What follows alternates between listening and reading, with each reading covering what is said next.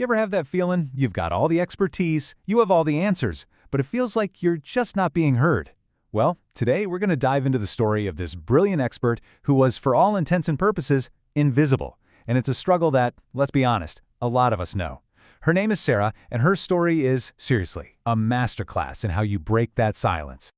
Yeah, that was Sarah, a commercial real estate broker who was absolutely at the top of her game. She knew the numbers, she knew the market, she could spot the sleeping giants, those buildings with untapped potential, but all that expertise was trapped. And because of that, so was her business. This one sentence, it just perfectly captures the problem we're unpacking today, having this incredible value that you just can't seem to get out into the world. Okay, so let's get into it. To really appreciate how powerful the solution is, we've got to diagnose the problem first. And for Sarah, the issue wasn't a lack of skill or knowledge. No way. It was that the method she was using, it was completely broken. I love this phrase, heavy, dusty silence. It just perfectly paints a picture of her world, right? An office just full of potential, but quiet. See, she was running on this old school kind of retail model of networking. Waiting for the phone to ring, hoping clients would just wander through the door. But here's the fundamental problem. Her clients had already left the building. They'd all migrated to those glowing screens in their hands. Now this is so important. This slide basically shows you the huge pivot she needed to make. Over on the left, you've got the old way, hunting. It's that exhausting, one-to-one grind of cold calls and pavement pounding.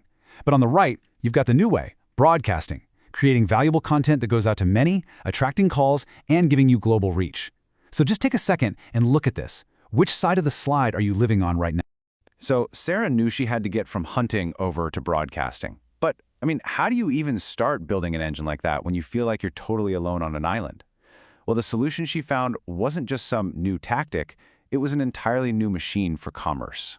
And that was the game-changing advice she got from strategists Edwin Duterre and Jennifer Wolfe. They took one look at her situation and immediately saw what they call the pain of the lonely entrepreneur. And the cure wasn't to just hustle harder or make more calls. No, the cure was a total strategy shift. She had to stop chasing and start attracting. She had to become the digital pulse of her market. And you're not going to believe where this machine was being built. It was inside a historic 1922 JCPenney department store. Think about that. A building created a century ago to bring national goods to a local town was now being completely reimagined. Not to sell physical products, but to broadcast ideas and stories to the entire world. And this just shows you the sheer scale of the vision. Deep in the belly of this old department store, they installed 16 professional video podcast studios. This wasn't just a room with a microphone. This was the new machinery of commerce, an engine just humming with potential, waiting for someone to flip the switch. So, okay, this incredible machine is sitting there, ready to go. How did Sarah actually make that leap? How did she go from silence to signal and finally start broadcasting all that value she had locked away?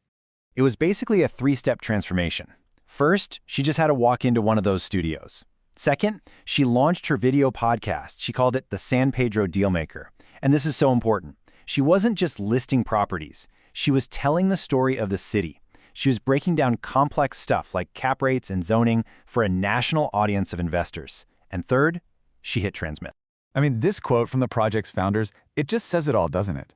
A place that was built for consuming physical goods was now a cathedral for creating influence. The whole paradigm just flipped. Sarah wasn't just a broker anymore. She was a creator. She was a voice of authority.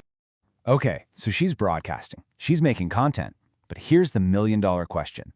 Did it actually work? And this is where the story gets really, really cool. Because this one strategy, it managed to pull in two totally different but equally crucial audiences. First up, how do you get local landlords to actually give you their listings? Well, on the ground floor of the building was this massive 16 by 30-foot digital wall, right on the street for everyone to see. And it played clips from her podcast, so every single local property owner who walked by saw undeniable proof that she was the modern expert they needed. She literally became a beacon, signaling to everyone that she was the musician who knows how to play.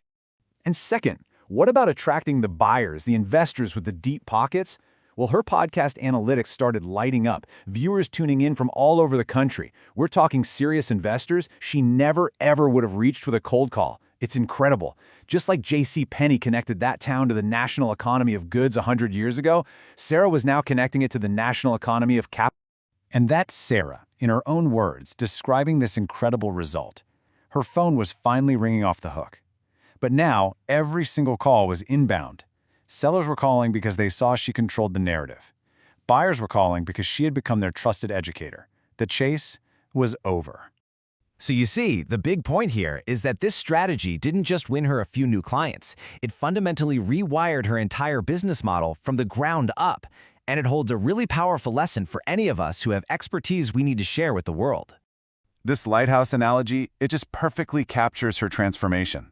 Before, Sarah was like a lighthouse keeper with a broken lamp, just sitting there in the dark, hoping ships might stumble their way to her. But after, well, it was like the lamp was fixed and the glass was polished to this brilliant shine. She became a powerful beacon, actively pulling opportunities toward her from miles and miles away.